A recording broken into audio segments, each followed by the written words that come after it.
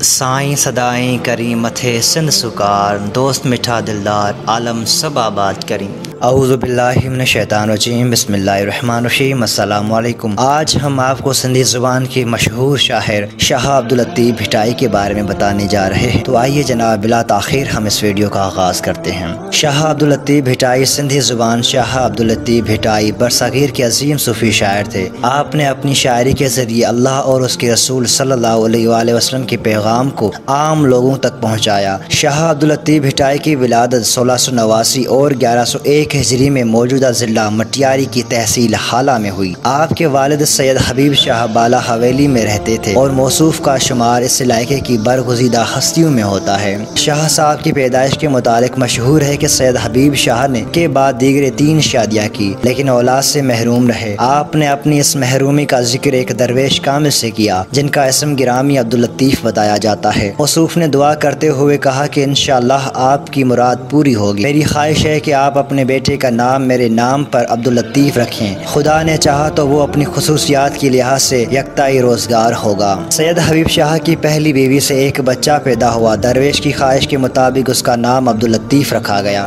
لیکن وہ بچپن میں ہی فوت ہو گیا۔ پھر اسی بیوی سے جب دوسرا لڑکا پیدا ہوا تو اس کا نام پھر عبداللطیف رکھا گیا۔ یہی لڑکا آگے چل کر درویش کی پیشن گوئی کے مطابق واقعی یگانہ روزگار ہوا۔ شاہ عبداللطیف بھٹائی کو 7 سوریوں کا شاعر بھی کہا جاتا ہے۔ ابتدائی تعلیم کی اگر ہم بات کریں تو شاہ عبداللطیف بھٹائی نے ابتدائی تعلیم نور محمد جٹ بھٹی سے حاصل کی اور پھر شاہ 12 میل دور گاؤں وائی کے رہنے والے اور مشہور مدرسہ تھے۔ آپ نے اپنے والد شاہ حبیب سے دینی تعلیم حاصل کی۔ شاہ عبداللطیف بھٹائی کے آباء و اجداد سادات کے ایک اہم خاندان سے تعلق رکھتے ہیں۔ آپ کا سلسلہ نسب علی المرتضیٰ اور رسول خدا صلی اللہ علیہ وآلہ وسلم تک جا پہنچتا ہے۔ امیر تیمور کے زمانے میں ہرات کے ایک بزرگ سید میر علی بہت سی خوبیوں کے مالک تھے اور آپ کا شمار اسی علاقے کے معزز ترین افراد میں ہوتا ہے۔ 1398 عیسوی اور 801 ہجری میں جب امیر تیمور ہرات آیا تو سید صاحب نے اس کی اور اس کے ساتھیوں کی بڑی خاطر تواضع کی، ساتھ ہی بڑی رقم بطور نذرانہ پیش کی۔ تیمور اس حسن سلوک سے متاثر ہوا اور ان کے 2 بیٹوں میر ابو بکر اور حیدر شاہ کو مصاحبین خاص میں شامل کر کے ہندوستان لے آیا۔ یہاں آنے کے بعد میر ابو بکر کو سندھ کے علاقے سیون کا حاکم مقرر کیا گیا اور سید میر علی اور حیدر شاہ کو اپنے ساتھ رکھا۔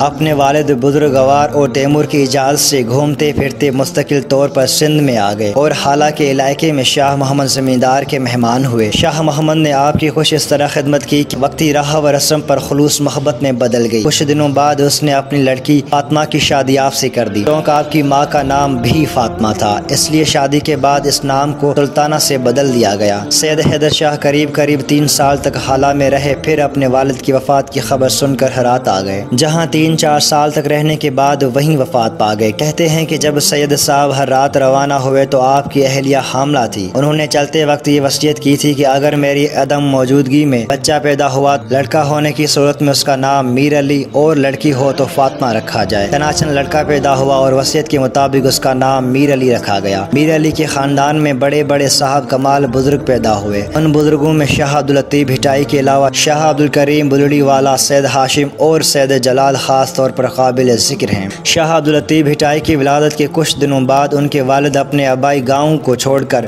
کوٹڑی میں آ کر رہنے لگے۔ 5-6 سال کی عمر میں آخوند نور محمد کی مشہور درسگاہ میں تحصیل علم کے لیے بھیجے گئے۔